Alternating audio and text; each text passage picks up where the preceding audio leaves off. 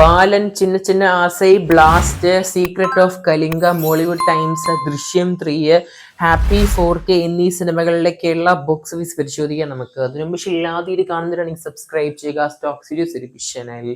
Recent ആയിട്ട് പുറത്തിറങ്ങിയ സിനിമയാണ് നമ്മുടെ ബാലൻ ദ ബോയ് എന്ന സിനിമ. ചിത്രത്തിന് കഴിഞ്ഞ 3 ദിവസം കൊണ്ട് കേരളത്തിന് മാത്രം ഓൾമോസ്റ്റ് 6 കോടിയുടെ മുകളിലാണ് ഗ്രോസ് കാണാൻ സാധിക്കുന്നത്. ചിത്രം ഞായറാഴ്ച 2,57,00,000 സിനിമയുടെ ബോക്സ് ഓഫീസ് കാണാൻ സാധിക്കുന്നത്. ടോട്ടൽ സിനിമയ്ക്ക് 3 ദിവസം കൊണ്ട് 6,25,00,000 ചിത്രത്തിന്റെ ബോക്സ് ഓഫീസ് കളക്ഷൻ കാണാൻ സാധിക്കുന്ന ബാലൻ the boy.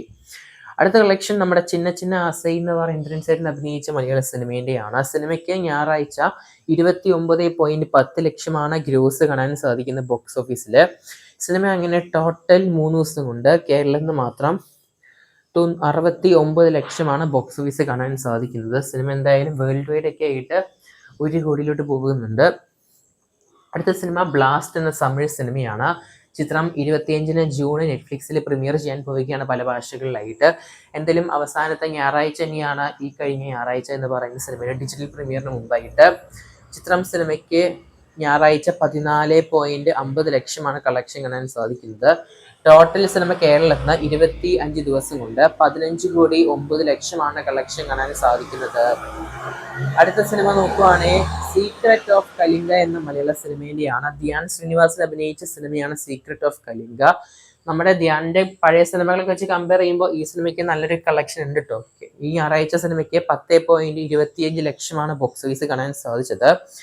Secrets of Kalinga സിനിമയ്ക്ക് അങ്ങനെ ടോട്ടൽ ആയിട്ട് 4 ദിവസം കൊണ്ട് 37,00,000 കേരളത്തിൽ നിന്ന് ഗ്രോസ് കാണാൻ സാധിക്കുന്നത്.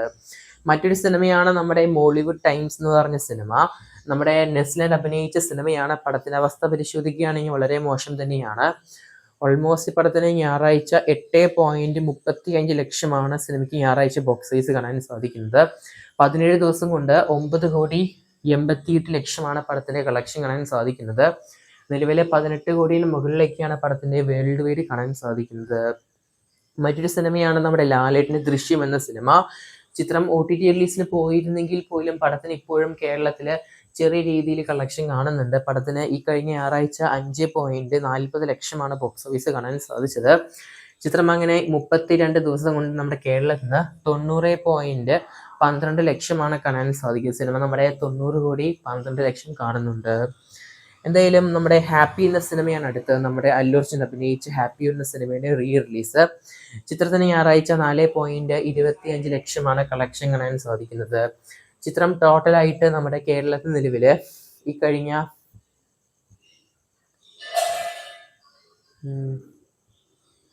10 ദിവസം കൊണ്ട് 1,46,00,000 കാണാൻ സാധിക്കുന്നത്.